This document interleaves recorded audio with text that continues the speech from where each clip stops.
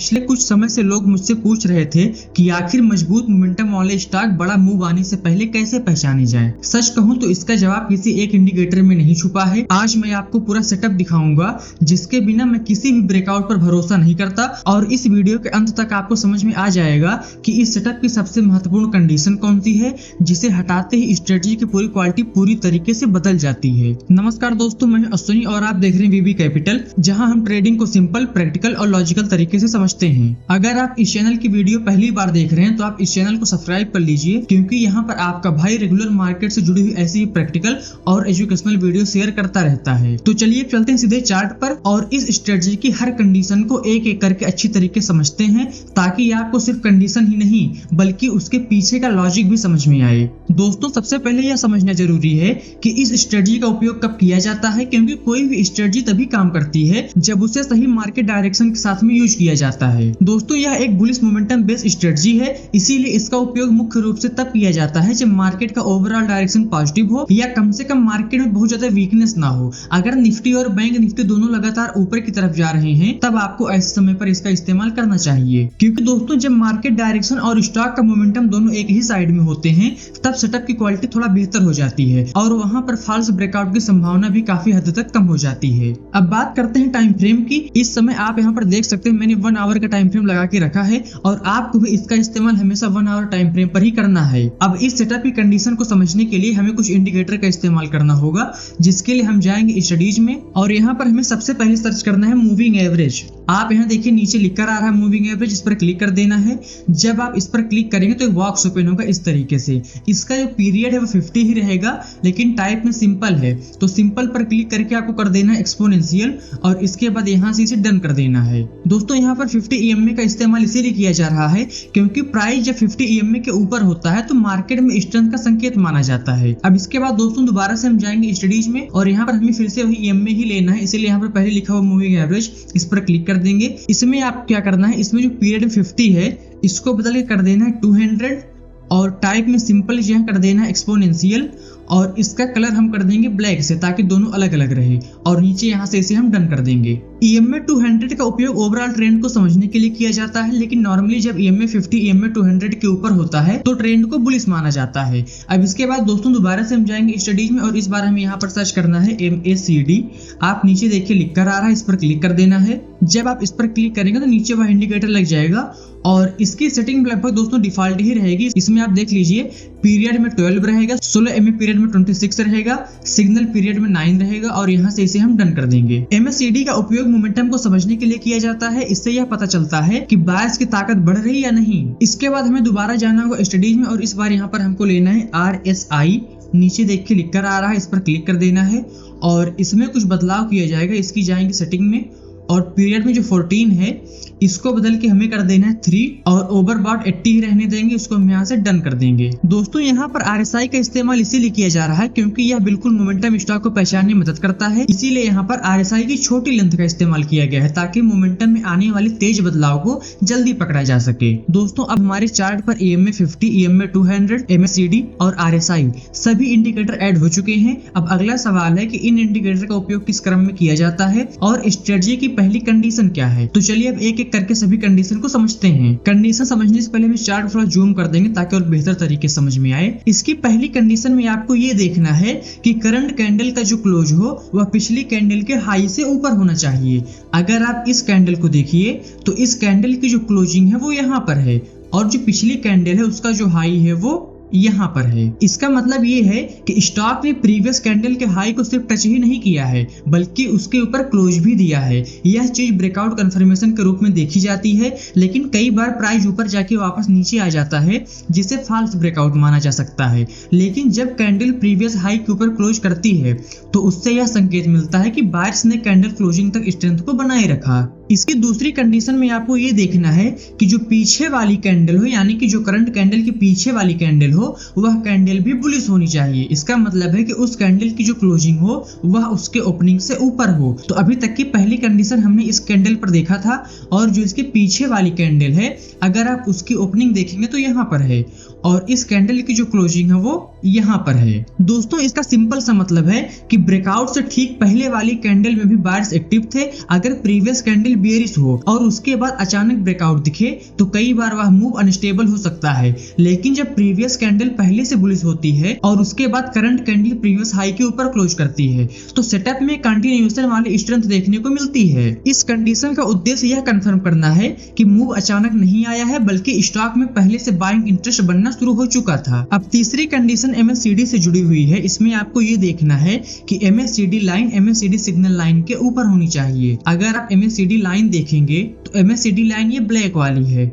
और जो MACD signal line है वो यहाँ नीचे है रेड वाली, और इस कैंडल पर आप देख सकते हैं जो MACD लाइन है वह सिग्नल लाइन से ऊपर है। MACD का उपयोग यहाँ मोमेंटम कंफर्मेशन के लिए किया जाता है। जब MACD लाइन सिग्नल लाइन के ऊपर होती है तो यह माना जाता है कि स्टॉक में पॉजिटिव मोमेंटम बन रहा है। सिर्फ प्राइस ब्रेकआउट देखने से कई बार फॉल्स सिग्नल भी मिल सकता है, इसीलिए MACD की यह कंडीशन यह समझने में मदद करती है कि ब्रेकआउट के पीछे मोमेंटम सपोर्ट कर रहा है या नहीं। इसका मतलब यह नहीं है कि केवल MACD देखकर एंट्री करनी है, बल्कि MACD प्राइस एक्शन के साथ एक कंफर्मेशन फिल्टर की तरह काम करता है। दोस्तों चौथी कंडीशन RSI से जुड़ी हुई है। इसमें आपको ये देखना है कि अभी तक की सारी कंडीशन जिस कैंडल पर मैच हो रही है उस कैंडल पर RSI 3 80 लाइन के ऊपर होना चाहिए, यानी कि RSI 3 80 लाइन के ऊपर हो। अभी तक की हमारी सारी कंडीशन इस कैंडल पर मैच हुई है और इस कैंडल पर अगर आप RSI देखते हैं तो जो RSI 3 की 80 लाइन है वो यहाँ पर नीचे है, और इस कैंडल पर यहाँ पर आपको थोड़ा सा मामूली सा अंतर दिखाई दे रहा होगा, लेकिन इस कैंडल पर RSI 3 80 लाइन के ऊपर क्रॉस कर चुका है। यहाँ एक बात समझना बहुत ही जरूरी है, नॉर्मल RSI 14 के मुकाबले RSI 3 बहुत ही फास्ट रिएक्ट करता है, इसीलिए शॉर्ट टर्म मोमेंटम को जल्दी पकड़ने की कोशिश करता है। जब RSI 3 की वैल्यू 80 के ऊपर जाती है तो इसका मतलब होता है कि उस समय स्टॉक में तेज बाइंग मोमेंटम बना हुआ है। कई लोग RSI 80 देखकर स्टॉक को ओवरबॉट मान लेते हैं, लेकिन मोमेंटम स्ट्रेटजी में स्ट्रॉन्ग स्टॉक कई बार ओवरबॉट जोन में आने के बाद भी और ऊपर जाते हैं, इसीलिए यहाँ RSI 80 को वीकनेस नहीं बल्कि स्ट्रॉन्ग मोमेंटम कंफर्मेशन के रूप में देखा जाता है। इसकी पांचवी कंडीशन में आपको ये देखना है कि अभी तक की सारी कंडीशन जिस कैंडल पर मैच हुई है उस कैंडल की जो क्लोजिंग हो वह 50 EMA के ऊपर होना चाहिए। अभी तक की हमारी सारी कंडीशन इस कैंडल पर मैच हुई है और इस कैंडल पर अगर आप EMA 50 देखते हैं तो EMA 50 की लाइन ये है रेड वाली, और इस कैंडल की जो ओपनिंग है और क्लोजिंग है दोनों EMA 50 लाइन के ऊपर है। EMA 50 का उपयोग यहाँ मीडियम टर्म ट्रेंड को समझने के लिए किया गया है। जब प्राइस EMA 50 के ऊपर ट्रेड करता है तो यह माना जाता है कि स्टॉक में short to medium trend strength बनी हुई है। अगर प्राइस EMA 50 के नीचे हो और वहां कोई ब्रेकआउट दिखे तो वह ब्रेकआउट वीक या काउंटर ट्रेंड हो सकता है। इसीलिए इस कंडीशन की मदद से ऐसे स्टॉक को अवॉइड करने की कोशिश की जाती है जो अभी भी कमजोरी में ट्रेड कर रहे हैं। इस कंडीशन का सिंपल लॉजिक है कि स्टॉक में मोमेंटम तभी ज्यादा मीनिंगफुल माना जाएगा जब प्राइस इंपॉर्टेंट मूविंग एवरेज के ऊपर ट्रेड कर रहा हो। इसमें आपको अब इसकी आखिरी और सबसे महत्वपूर्ण कंडीशन देखनी है। इसमें आपको ये देखना है कि अभी तक की सारी कंडीशन जिस कैंडल पर मैच हुई है उस कैंडल पर EMA 50 EMA 200 के ऊपर होना चाहिए। तो अभी तक की सारी कंडीशन हमारी इस कैंडल पर मैच हुई है और इस कैंडल पर जो EMA 50 की लाइन है वो यहाँ है ऊपर और जो EMA 200 है वो यहाँ पर है नीचे, यानी कि यहाँ पर हमारी ये कंडीशन में मैच हो रही है। EMA 200 को ओवरऑल लॉन्ग टर्म ट्रेंड को समझने के लिए यूज किया जाता है, जबकि EMA 50 मीडियम टर्म ट्रेंड को दिखाती है। जब EMA 50 EMA 200 के ऊपर होती है तो यह बुलिश ट्रेंड स्ट्रक्चर को दिखाती है। इस कंडीशन का उद्देश्य यह कंफर्म करना है कि स्टॉक सिर्फ टेम्पोररी बाउंस नहीं दे रहा है बल्कि उसका ब्रॉडर ट्रेंड भी पॉजिटिव साइड में बना हुआ है। अगर EMA 50 EMA 200 के नीचे हो तो स्टॉक में अभी भी वीक फेस हो सकता है। ऐसे में बुलिश ब्रेकआउट की क्वालिटी उतनी स्ट्रांग नहीं मानी जाती, इसीलिए इस स्ट्रेटजी में EMA 50 और EMA 200 का रिलेशन ट्रेंड फिल्टर की तरह काम करता है। दोस्तों अभी तक हमने इसमें सबसे पहले ट्रेंड को EMA 50 और 200 से कंफर्म किया, इसके बाद प्राइस एक्शन से ब्रेकआउट देखा और फिर MACD और RSI की मदद से मोमेंटम को कंफर्म किया। यानी यहाँ सिर्फ ब्रेकआउट नहीं देखा जा रहा है, यहाँ यह देखा जा रहा है कि ब्रेकआउट स्ट्रांग ट्रेंड में है या नहीं है और उस ब्रेकआउट के पीछे मोमेंटम सपोर्ट कर रहा है या नहीं। जब जब सभी कंडीशन एक साथ मैच होती है तब सेटअप को स्ट्रांग मोमेंटम सेटअप के रूप में देखा जा सकता है। दोस्तों अगर अभी तक आपको इस स्ट्रेटजी की लॉजिक समझ में आ रही है तो वीडियो को लाइक जरूर करें, क्योंकि इससे मुझे भी पता चलता है कि आपको इस तरह की प्रैक्टिकल वीडियो पसंद आ रही हैं। और कमेंट में आप जरूर बताइए कि आपको इस सेटअप में सबसे ज्यादा इंपॉर्टेंट कंडीशन कौन सी लगी, ब्रेकआउट की, मोमेंटम की या फिर ट्रेंड फिल्टर की। इसमें सारी कंडीशन मैच होने के बाद अब इसका हम मूव चेक करेंगे कि आखिर सारी कंडीशन मैच होने के बाद किस तरीके का मूव देखने को मिला है। तो हमारी दोस्तों सारी कंडीशन इस कैंडल पर मैच हुई है और इस कैंडल पर सारी कंडीशन मैच होने के बाद इसमें आप देख सकते हैं केवल 2 ही दिनों में 5.07% का मूव दिखाई दे रहा है। दोस्तों मैं आपको यहाँ पर एक स्टॉक और भी चेक करवाऊंगा। इसमें सारी कंडीशन इस कैंडल पर मैच हुई है और इस कैंडल पर सारी कंडीशन मैच होने के बाद इसमें आप देखिए, इसमें आपको दिखाई देगा कि केवल अगले ही दिन 4.68% का बुलिश साइड का मूव देखने को मिला है। दोस्तों इस तरह से अलग अलग स्टॉक में इसकी कंडीशन मैच होती रहती है। ज्यादा स्टॉक चेक करने से वीडियो लंबी हो सकती है, इसीलिए आगे का बैक टेस्ट आपको खुद ही करना चाहिए ताकि स्ट्रेटजी आपको सही तरीके समझ में आए। अब सबसे इंपॉर्टेंट बात आती है कि इसमें एंट्री कैसे प्लान की जाती है। इस सेटअप में एंट्री किसी भी रनिंग कैंडल में जल्दबाजी करके नहीं ली जाती। सबसे पहले 1 आवर कैंडल का क्लोज कंफर्म होने दिया जाता है। जब कैंडल प्रीवियस कैंडल के हाई के ऊपर क्लोज देती है और बाकी सभी कंडीशन भी मैच हो रही हो, तभी उस स्टॉक को एंट्री के लिए कंसीडर किया जाता है। यानी कि अगर हमारी सारी कंडीशन इस कैंडल पर मैच हुई है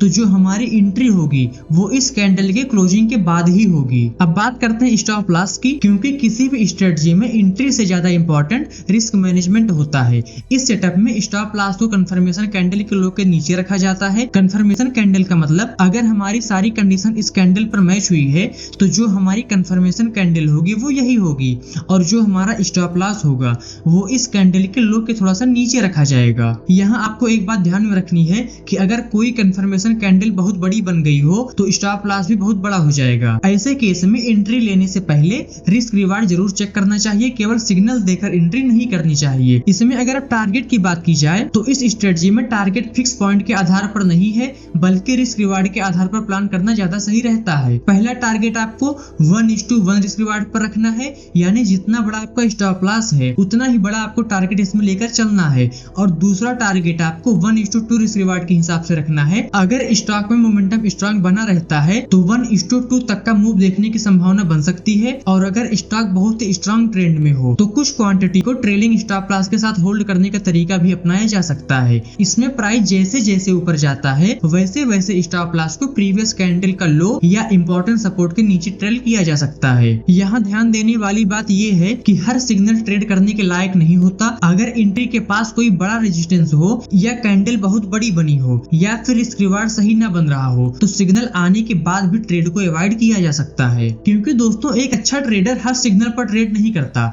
बल्कि केवल उसी सेटअप को चुनता है जहां रिस्क कम हो और रिवार्ड थोड़ा सा बेहतर दिखाई देता हो। और दोस्तों अगर आप इस तरह की स्ट्रेटजी, स्क्रीनर और मार्केट से जुड़े हुए प्रैक्टिकल अपडेट समय पर पाना चाहते हैं तो आप हमारे टेलीग्राम चैनल को भी ज्वाइन कर सकते हैं। टेलीग्राम का लिंक आपको वीडियो के डिस्क्रिप्शन में मिल जाएगा। वहां पर मैं समय समय पर मार्केट से जुड़ी हुई एजुकेशनल अपडेट, स्क्रीनर और इंपॉर्टेंट लर्निंग पॉइंट शेयर करता रहता हूँ। जैसा कि मैंने वीडियो की शुरुआत में कहा था कि इस सेटअप की एक ऐसी कंडीशन है जिसे इग्नोर करने से स्ट्रेटजी की क्वालिटी पूरी तरीके से बदल सकती है। तो मेरे हिसाब से वह कंडीशन है EMA 50 और EMA 200। क्योंकि अगर ओवरऑल ट्रेंड पॉजिटिव ही नहीं है तो ब्रेकआउट और मोमेंटम कई बार टेम्पोररी बाउंस भी हो सकते हैं। इसीलिए इस सेटअप में सिर्फ फास्ट मूव पकड़ना इंपॉर्टेंट नहीं है, बल्कि फास्ट मूव को सही डायरेक्शन में पकड़ना ज्यादा इंपॉर्टेंट है। दोस्तों अगर आपको वीडियो हेल्पफुल लगी हो तो लाइक जरूर करें और इसे अपने ट्रेडिंग करने वाले दोस्तों के साथ भी शेयर करें। और आप कमेंट में हमें जरूर बताइए कि क्या आप इस स्ट्रेटजी का स्क्रीनर भी देखना चाहेंगे। आपने अगर अभी तक चैनल को सब्सक्राइब नहीं किया है तो सब्सक्राइब करके बेल आइकन प्रेस कर लीजिए ताकि आपको ऐसी प्रैक्टिकल वीडियो समय समय पर मिलती रहे। तो दोस्तों आज की वीडियो में बस इतना ही, फिर मिलते हैं अगली वीडियो में। तब तक के लिए नमस्कार। आप देखते रहिए VP कैपिटल। आपका दिन मंगलमय हो।